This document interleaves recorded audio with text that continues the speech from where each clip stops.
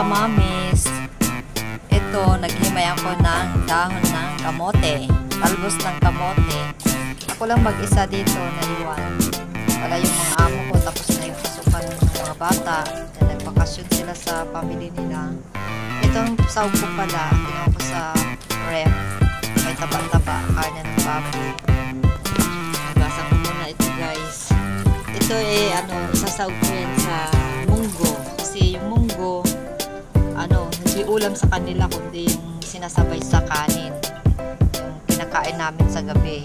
Kaya nakisuyo na rin ako, nakihati na rin ako sa pagkain ng amo lalaki kagabi. Kasi dalawang gabi, tatlong gabi na umuwi dito sa bahay sa kanila.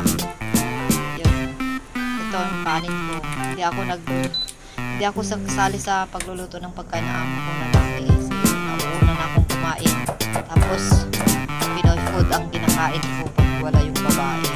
Siyempre wala yung lalaki, saka lang siya dumating kung nakain.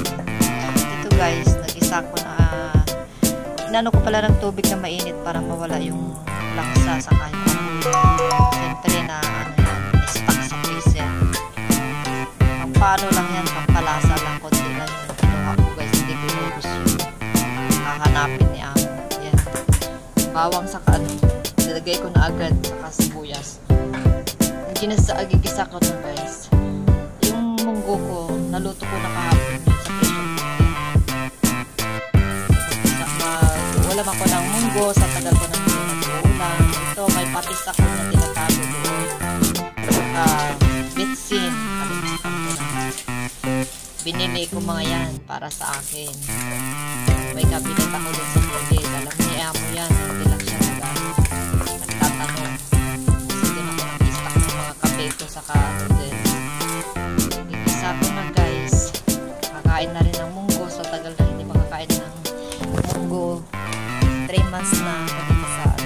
3 months pa lang sa Sabado. Sa 12. 5 ngayon. Sa wakas.